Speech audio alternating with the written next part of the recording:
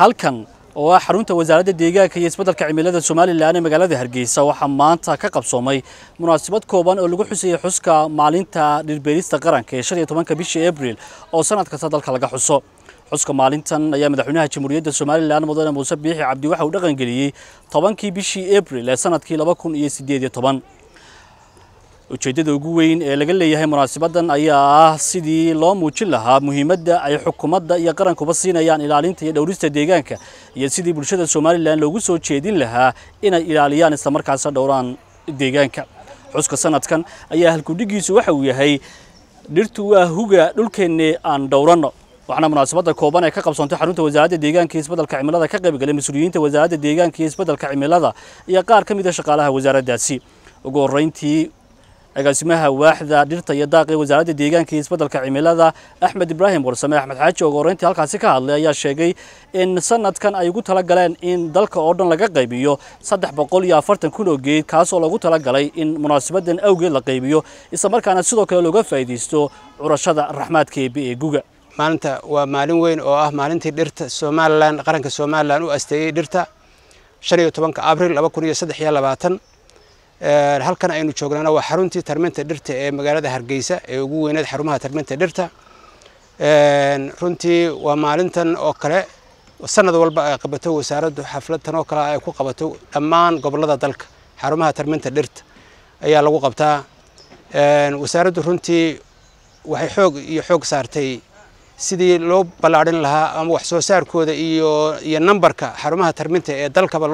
dhir looga soo saari lahaa kala duwan. waxaa loogu talagalay ama ay kaga qayb qaadanaysaa qaranku ugu talagalay inuu ku dhiirigeliyo ummadda reer Soomaaliland guud ahaanba in lagu dhiirigeliyo ilaalinta dhirta iyo deegaankaba. agaasimaha guud ee wasaaradda deegaanka iyo isbeddelka cimilada Maxamed Cabdullaahi Ducaale oo isaguna halkaasi ka hadlay ayaa ka sheekeeyay muhiimadda maalinta dhirbeerista qaranku ay u leedahay dalka isagoo bulshada Soomaaliland ku wacyigeliyay inay dhowraan isla markaasna ilaaliyaan deegaanka. waxaanu halkan u joognaana waxa weeyaan waa maalin aad iyo aad qiimo dalkeena ugu leh. maalintaas waa 15 Abriil oo ah maalinta mar walba sanad walba Soomaaliland ay u aasteysay in la xuso maalinta dhirta Soomaaliland. maalintan waxay ku timi si gaar ah sidii bulshada Soomaaliland loo dareensiin lahaa dhibaatooyinka deegaan ee dalkeena haysta ee dhuxulaysku ka yahay. qaranka Soomaaliland ayaa u aasteeyay maalinta 15 Abriil sanado fara badanna runtii wasaaraddu way soo xusaysay. ujeedada ugu weyn aynu maanta xuskan u sameeyna waxa ka ah inaynu bulshadeena ku baraarujino inay qayb ka noqdaan dadaalada xukuumadda Soomaaliland hormoodka ka tahay ee lagu soo nooleynayo in lagu soo celiyo deegaankeena iyo dhulkeena wanaagsanaa ama waxa loo yaqaano siyaasadda guud ee wasaaradda ee ku saabsan land restoration-ka ayay ka tahay. sanadkan waxay wasaaraddu diyaarisay in ka badan 300 kun oo geed oo lagu diyaariyay xarumaha tarminta dhirta ee 15 xarumood ee gobolada dalka ku yaala. hawshaas oo sanad walba bilowgeeda la bilaabo udubdhaxaanada u yihiin dadka ka shaqeeya xarumaha tarminta waliba xarunta ugu weyn ee xarunta wasaaradda ku taalo oo runtii mahad ballaaran aan u hayno haweenaha runtii shaqada iyo udubdhaxaadka u ah iyo ragga kale dhalinyarada iyo rag waaweyn bay la shaqeeyay runtii aad baan ugu mahadnaqaynaa. oo bulshadeena ku boorinaya inay qayb ka qaataan dadaalada guud ee dhulbeerista. sida Axmed sheegay inaga waxyaabaha ugu waaweyn ee kula dagaalami karnaa ama si guud baadiyada lagu dagaalamo dhibaatooyinka isbeddelka cimiladu inagu hayo waxa weeyaan dhirbeerista kowka. taa waxaan uga faa'iideysanayaa inaan halkan ugu booriyo ama baaqan ugu diro dowladaha hoose oo iyagu markaa service delivery-gii dowladda uga mas'uul ama qaranka uga mas'uula. fariinta halkan uga gudbinayaan waxa weeyaan inay yimaadaan oo ay ka qaataan xarumaha tarminta dhirta ku kaydsan ee maanta la diyaariyay. wasaaradduna qorshe u sameysay qorshahana way haystaan isla markaana markay qaataan ay ku dadaalaan sidii markaa dhirta ay u beeri lahaayeen. ugu dambeyn wasiirka deegaanka iyo isbeddelka cimilada Marwo Shukri Xaaji Ismaaciil Baandare oo munaasabadaasi soo gabagabaysay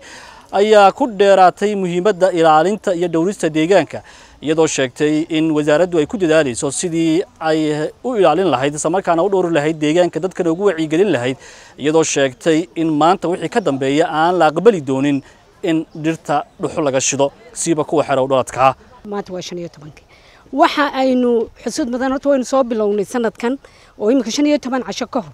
ayaynu bilownay in dhirta la bixiyo sababtuna waxa weeye ma sha Allah roobka inoo soo degdegay iyo waqtiga maaragtay aynu doonayno inaynu ka faa'iideysano haddaba haddii aan in yar dib u milicsado sawirkan iga dambeeya waa arkaysaan waa 3 hablood oo ka shaqeeya halkan 3 habloodba waxa weeyaan hablaha habeen iyo maalin iyo hablaha kale lamida ee halkan ay imika ay ila taagan yihiin qaarkood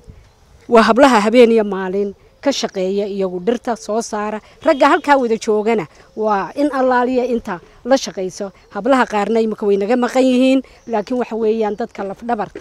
runtii u ah wasaaradda 15 xarumood ee maanta runtii laga qaybin doono oo waliba 6 gobol ee waaweyn laga qaybinayo ilaahay baa mahad leh dadku inay ka faa'iideystaan dhirta la soo saaray lagu tabcay freega ayaan runtii ku boorinaya manfaciino leh hadaba mid baan sheegay waxa weeyaan geedkan garanwaaga isagana ilaahay inoo keenay ee xagga samada laga keenay inaynu isticmaalaa loo baahan yahay kan kale aynu nasino geedkaasi inaynu dhuxushiisa iyo qorigiisa ba isticmaalo maadaama wadankii ku badan yahay labadaaba inaynu xooga u saaro isticmaalo Cabdi Casiis Ciidid cilmi telefishinka qaranka magaalada Hargeysa.